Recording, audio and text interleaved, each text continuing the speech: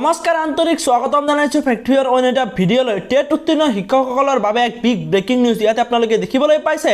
TET উত্তীৰ্ণ ঠিকাভিত্তিক শিক্ষকসকলৰ প্ৰাপ্য দাবী চৰকাৰে আদায় নিদিয়াৰ বাবে তেওঁলোকে ধুবুৰী জিলাৰ প্ৰাথমিক টেট উত্তীৰ্ণ শিক্ষক সমাজৰ প্ৰথম দ্বিতীয় বৰ্ষ অধিৱেশন সম্পন্ন টেট উত্তীৰ্ণ ঠিকাভিত্তিক শিক্ষক শীঘ্ৰে প্ৰাপ্য আদায়ৰ দাবী ইয়াতে আপোনালোকে দেখিবলৈ পাইছে। সদৌ অসম প্ৰাথমিক টেট উত্তীৰ্ণ শিক্ষক সমাজৰ ধুবুৰী জিলাৰ প্ৰথম দ্বিতীয় বাৰ্ষিক অধিৱেশনখন আজি ধুবুৰী জিলাৰ পুথিভঁৰাল প্ৰেক্ষাগৃহত অনুষ্ঠিত হয়। অৰ্থাৎ আপোনালোকে দেখিবলৈ পাইছে তেওঁলোকৰ সম্পূৰ্ণ দাবীখিনি ইয়াতে উল্লেখ কৰা আছে।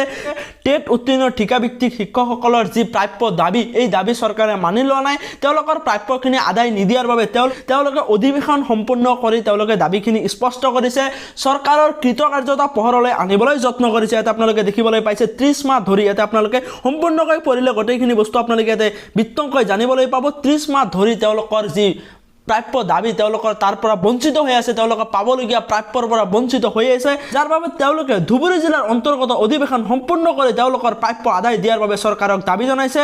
মই এই ভিডিঅ'টোৰ জৰিয়তে অসম চৰকাৰক তথা অসমৰ শিক্ষা বিভাগ বিনম্ৰভাৱে অনুৰোধ জনাম, টেট উত্তীৰ্ণ ঠিকাভিত্তিক শিক্ষকসকলৰ যি দাবী, এই দাবী অৰ্থাৎ তেওঁলোকে যি বঞ্চিত হৈ আছে 30 মাহ ধৰি তেওঁলোকৰ প্ৰাপ্য মৰ্গীয় বানচৰ পৰা বঞ্চিত হৈ থকাৰ বাবে তেওঁলোকে এই কথাখিনি পোহৰলৈ আনিবলৈ যত্ন কৰিছে। ভিডিঅ'টোৰ যোগেদি এই গুৰুত্বপূৰ্ণ কথাখিনি আজিৰ এই গুৰুত্বপূৰ্ণ কথাখিনি আপোনালোকক জনাবলৈ যত্ন কৰিলোঁ। ভাল লাগিলে লাইক এটা কৰিব, লগতে চেনেলটো ছাবস্ক্ৰাইব কৰি কাষত থকা বেল আইকনটো দবাই দিব এনেকুৱা ধৰণৰ আপডেটসমূহ পোনপ্ৰথমতে পাই থাকিবলৈ।